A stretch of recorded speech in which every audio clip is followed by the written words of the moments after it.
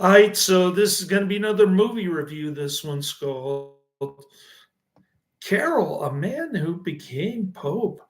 I'm giving it 1 out of 5 stars. I hated this flick.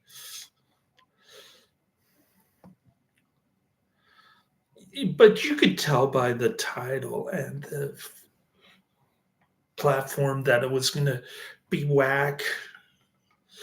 I put RANT in description without having to go back there and change it. Karol, part one. A man who became Pope. Karol 2 film set. This is the first of 2 in the Karol 2 film set. Available for the first time as a video set, these 2 highly acclaimed films on the heroic true story of Saint JP2.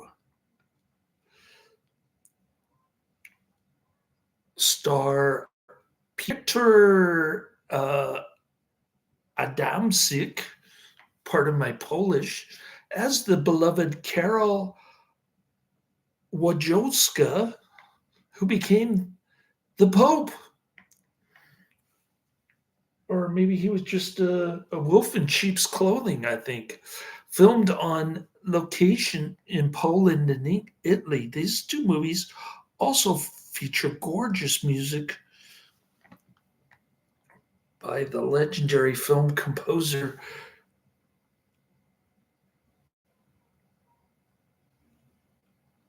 Ennio Morricone. Purchase today to start watching. Karol, a man who became Pope, follows the amazing life of Karol Wojtyła from his teenage years on the threshold of life as an actor, writer, and poet, when he sees his world shattered with the Nazi invasion of Poland in 1939. That's the first problem with this film. This saga follows his decision to become a priest and his struggles under the Nazi regime up until the papal conclave of 70. So he was, I don't get this. The film portrayed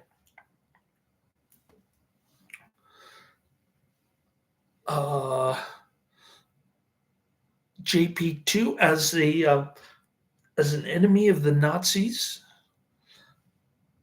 and as a friend of the communists. I don't know. This movie makes no sense. I thought JP2 was against the socialist regime, and the only time you really see him talking about the evils of statism, he's only talking about religious freedom, which is a heresy. The church always taught against religious liberty. That is not a Catholic concept. That is a atheist and deist concept from the Renaissance era, leading into the U.S. war for independence against Great Britain. So, I don't know. Religious liberty is not something that the Catholic Church teaches. But of course, JP2 was a heretic, so it's natural that they focus on all these bad things leading up to his papacy, namely his numerous heresies. There's probably 100 of them. Anyway, Karol the Pope, the man, focuses on his new life as Pope and the tremendous impact JP2 had on the church and the world until his death in 2005. Yeah, he inspired my church pastor to become a priest back in the 80s. And This guy's the most annoying war hawk evangelical neocon that you can imagine. It tells the dramatic story of the most influential papacy in modern times. All right. So I have that on my list coming up, not soon, but sorry it took me so long to get to this point. I've been doing like one review a week, but I do have Thanksgiving vacation coming up. Hopefully, my son won't get too bored in the hotel, and, and he won't have me like hiking on trails for 3 hours a day. So I can actually watch and review some of this stuff. But I just couldn't stay up late Monday night, so I decided to stay up late tonight. Although I got here about 5:30, and I just finished up at 8:30, so it's not too late. I think I can still wake up early, go get my Noah's bagels and my Mickey D.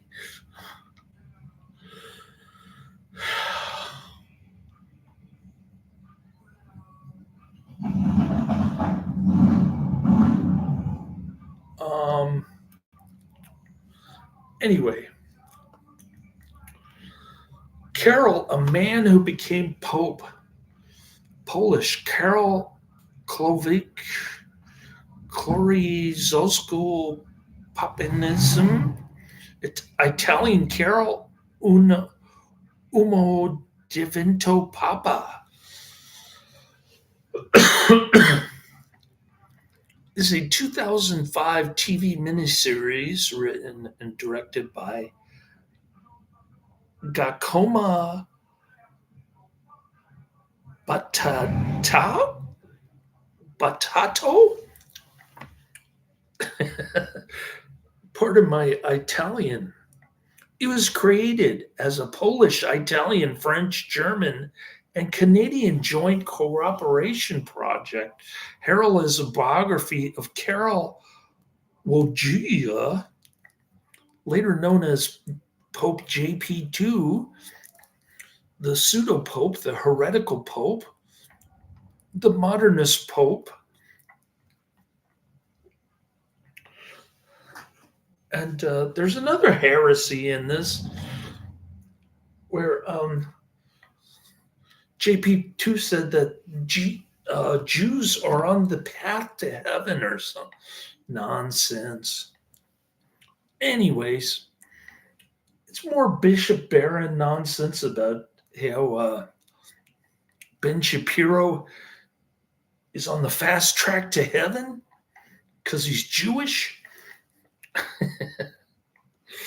It's got more of that nonsense, and we'll talk about the so-called German invasion of Poland, which is not historically accurate, by the way.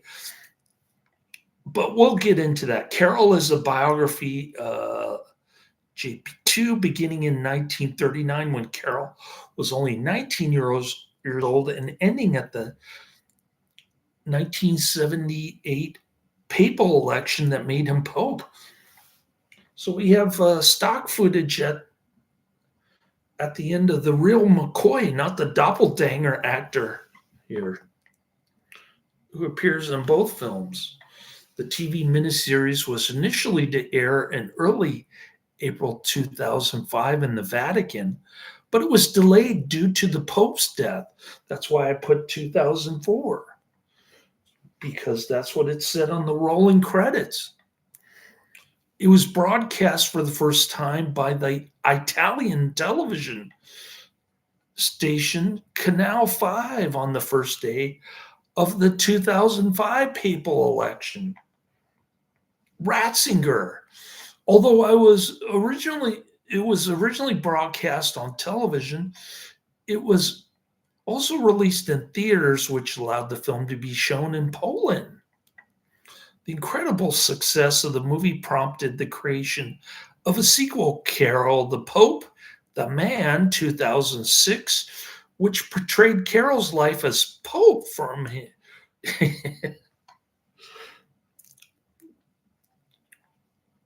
his papal inauguration to his death. Pretty cool looking movie poster.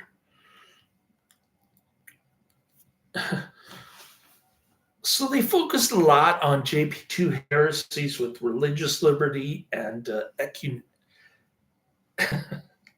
can't even say the word.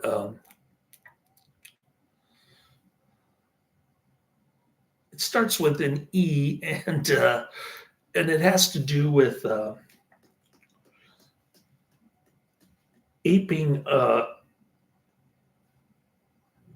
heretical religions, so to make the church more welcoming, I guess, to Protestants. I guess it's an attempt for Protestants to come into the Catholic Church. Started with Vatican II, and I'm not saying everything about Vatican II was bad. JP2 mentions getting the laity more involved, and that was part of Vatican II. I don't have a problem with that. I do ushering at my church. I just paid for a bunch of Latin pamphlets for my other church. So I think it's important for laity to get involved in church activities, although I wouldn't recommend Knights of Columbus or Legion of Mary. Those two organizations. I think I prefer keeping a low profile as an usher. And I've got my Knights of Columbus badge, but I don't attend any of their meetings or buy any of their financial products. Anyways, the soundtrack is by Ennio Morricone, released in 2007 on 2 CDs. I think we mentioned that already. All right. Karol, un uomo diventa papa, part of my Italian. Another cool looking DVD cover or movie poster, whatever that is, on IMDb. It's a TV movie, 2005, 3 hours and 6 minutes, which is the reason why I couldn't finish it on Monday night. I was just falling asleep. First 30 minutes, it's just a bunch of anti-Nazi BS. All right. So this is what Murray Rothbard has to say about the alleged master plan to conquer Europe on behalf of Hitler. The last step in the alleged master plan was the invasion of Poland, but once again, Hitler had moderate goals until the Polish government forced his hand. Polish Foreign Minister Józef Beck, though initially allied with Germany, elected to stand alone, a great power triumphantly defiant of both Germany and Russia, taking a resolutely tough, firm line against anybody and everybody, and as a direct result, Poland was destroyed. Hitler's demands on the Poles were almost non-existent.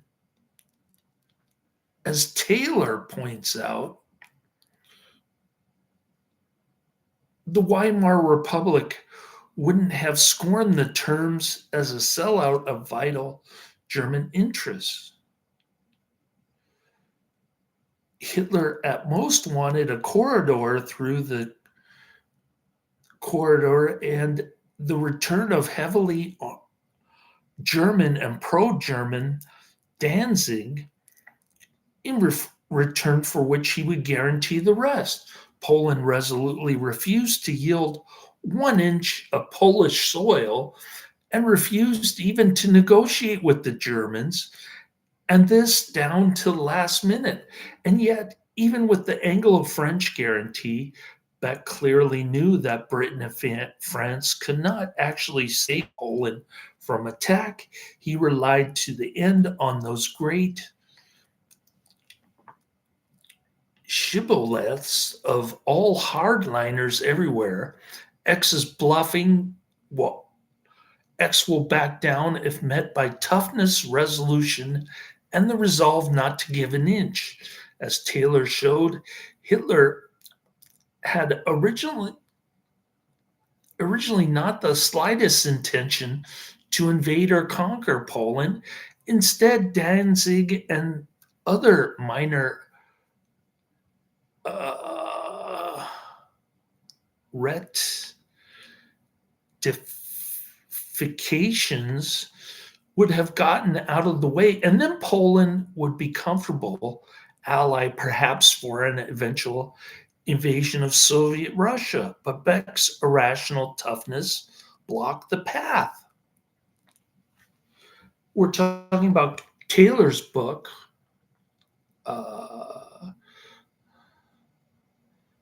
we're talking about British historian A.J.P. Taylor, 1961, The Origins of the Second World War.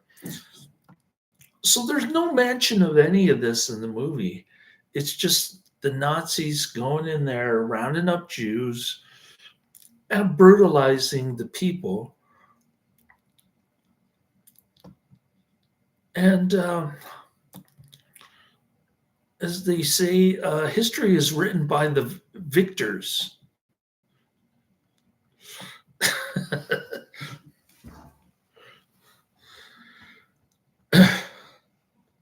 So I highly doubt the historical accuracy of either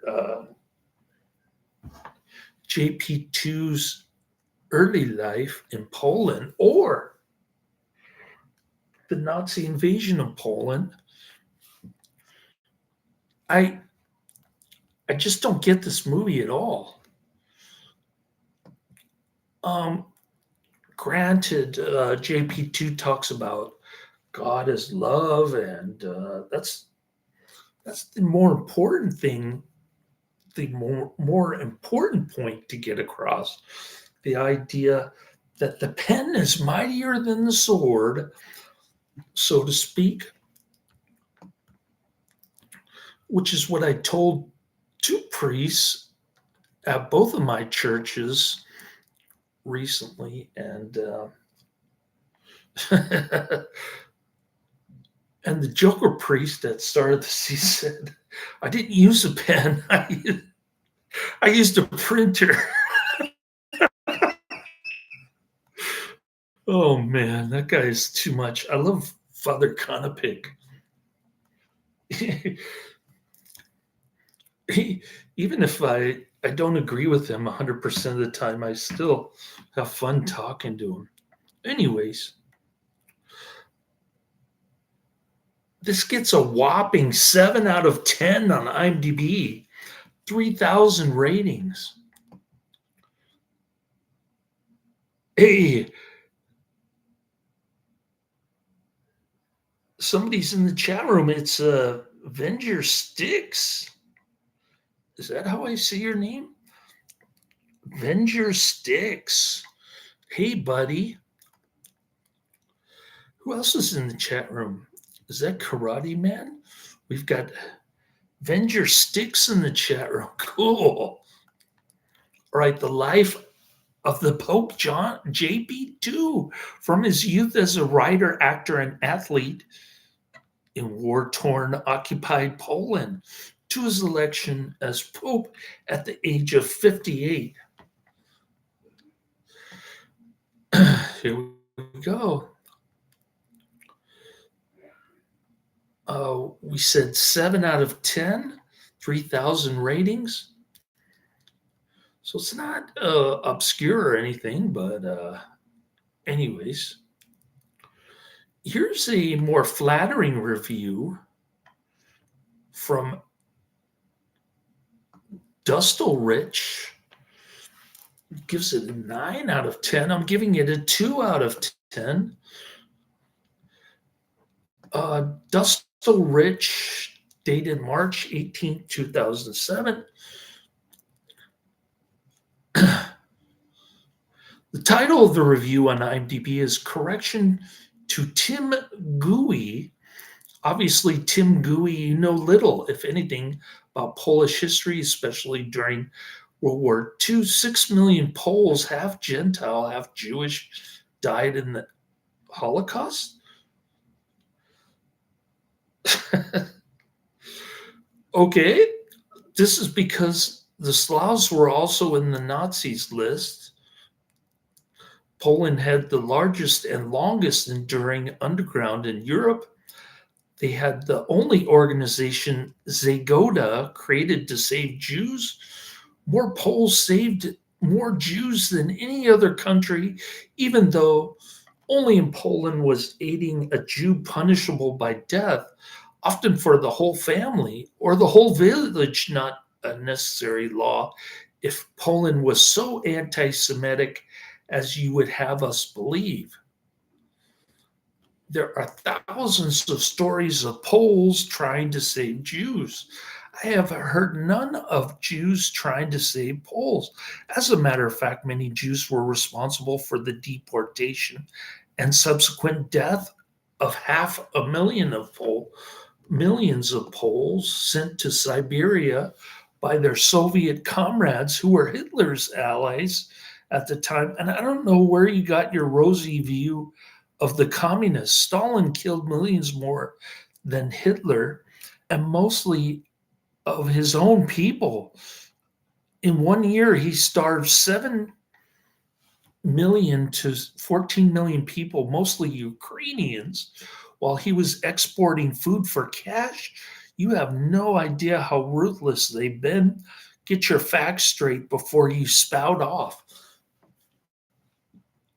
Okay, so this is not an actual review of a movie. It's just a response to another reviewer who takes offense to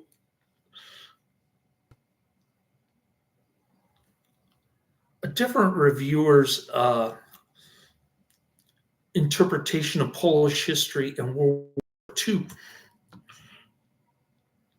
So that wasn't too exciting. The reviewer is rating it a 9, but we have Ma Cortez here. Ma Cortez is a familiar reviewer. I'm not going to read her nonsense. She's given it an 8 out of 10. Here we go. More like this. Karol, the Pope, the Man, 6.6, which I have on my list. Faith, Pope John Paul II. And then there's Padre Pio, which I have not seen. I have seen a different Padre Pio biography. And then we've got Imperium Augustine, the decline of the Roman Empire. The life of the Pope John JP2, from his youth as a writer, actor, and athlete in a war-torn, occupied Poland to his election as Pope at the age of 58. Pope of what? The Novus Ordo Church? The Conciliar Church?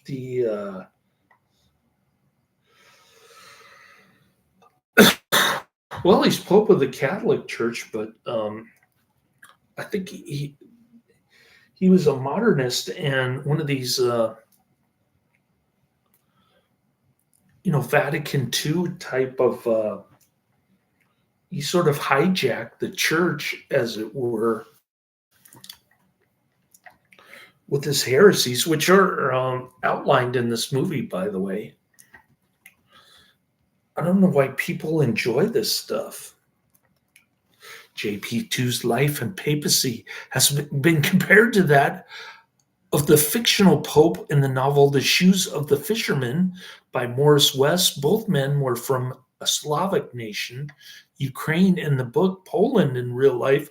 Both were among the younger cardinals. Both were elected after deadlock over two Italian cardinals. The election of both was a shock to the world. Both were the first Slavic pope, both the first non-Italian pope in 500 years. Both preached the message, don't be afraid. JP2's birth name was Karol. The pope in the book was named Karol. The book was published in 1963, 15 years before JP2's election. Professor Wojcik, you pay for freedom with your whole being. That is why you will call freedom that which, while paying for it, helps you know and control yourself over and over. This was featured in today's episode dated April 15th, 2005. Release date August 15th, 2005 in the United States. Countries of origin Poland and Italy. Official site Faith Streams. I watched it on forum.org, which is a wasteland of modernist and heretical, schismatic, apostate nonsense.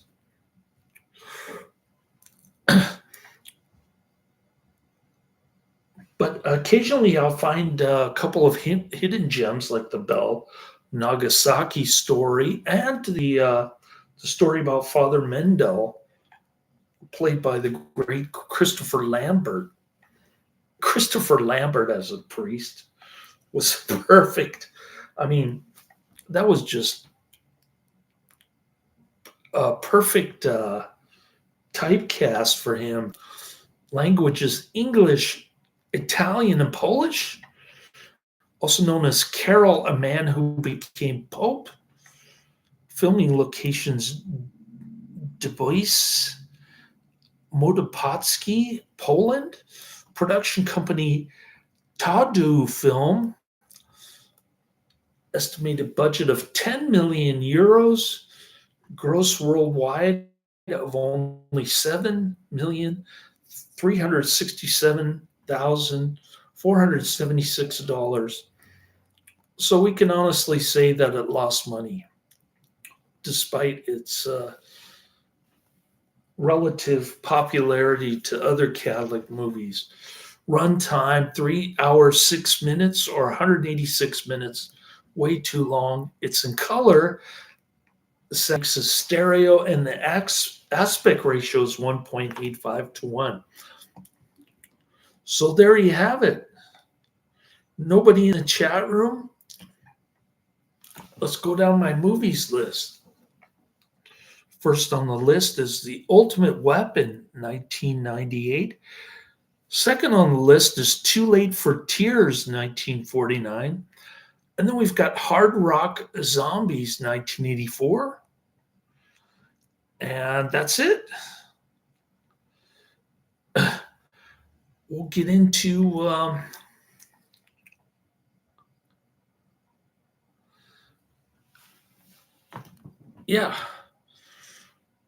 we'll go further down my list. Tomorrow I have confirmation at the cathedral. That's exciting. I'm going to be with my new confirmation sponsor, Ted Kirk. After the other guy flaked out, Terrence Collins, I guess he'd rather clean carpets than be my confirmation sponsor. But whatever, I'm not going to hold a grudge against him. Whatever he needs to do to survive is A-okay with me. I think Ted Kirk has better understanding of Catholic things in general. even if he is pro death penalty, he still knows a thing about or two about the saints and the Bible and evolution and creation. He understands that stuff. Terrence, on the other hand, just thinks that faith consists of going to church every Sunday and worshiping the U.S. flag. So,